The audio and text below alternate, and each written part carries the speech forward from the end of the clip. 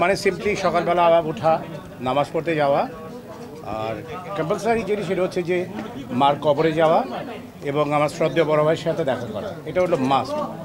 ঈদের জন্য আলাদা কোনো কিছু করা এবং আলাদা বলবো না ব্যাপারটাকে।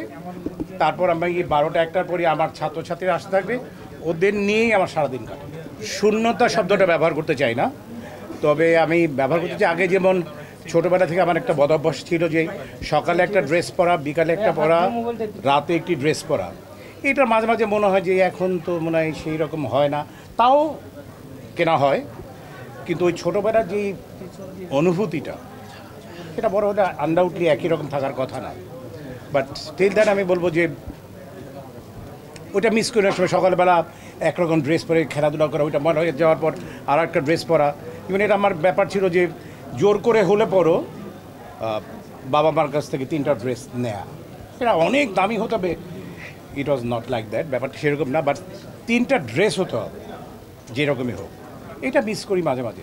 তাছাড়া বলি যে আল্লাহ যেরকম রেখেছেন কোয়াইট গুড। আমি আমাকে কঠিন প্রশ্ন করেন না, আমাকে খুব সহজ সরল প্রশ্ন করেন, আমি সহজ সরলভাবে উত্তর দিতে আমার সুবিধা হবে।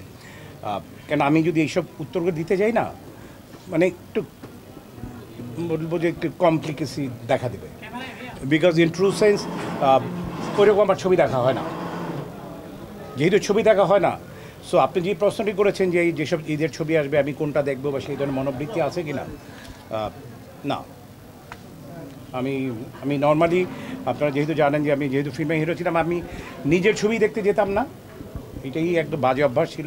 আমি বলছি না এটা ভালো অভ্যাস, আনডাউটলি এটা একটা বাজে অভ্যাস, আমার বাজেটাকে আমিই বলছি।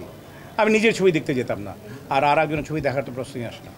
সেই কিন্তু আবারও কিন্তু ওই জটিল মানে কোশ্চেন করা হচ্ছে, আর জটিল কোশ্চেনগুলো যখন আপনারা করেন না, বিকজ আমি খুব সহজ সরলভাবে উত্তর দেওয়া পছন্দ করি, এটা আপনারা জানেন।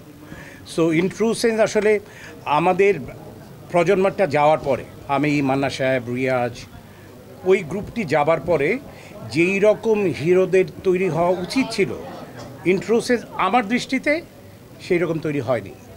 বিকজ আমি যেটা মনে করি সেটা হচ্ছে যে আপনি যদি খালি পোস্টে গোল করেন, এটার মধ্যে কোনো কৃতিত্ব নেই, আই ডোন্ট থিঙ্ক সো। আপনি 11 জন প্লেয়ারের সাথে যখন খেলবেন টিমে, অপোজিশনে যদি 11 জন না থাকে, সেখানে আপনি গোল করলে আমার মনে হয় আমি সেটাকে অনেক ভালোভাবে দেখব না।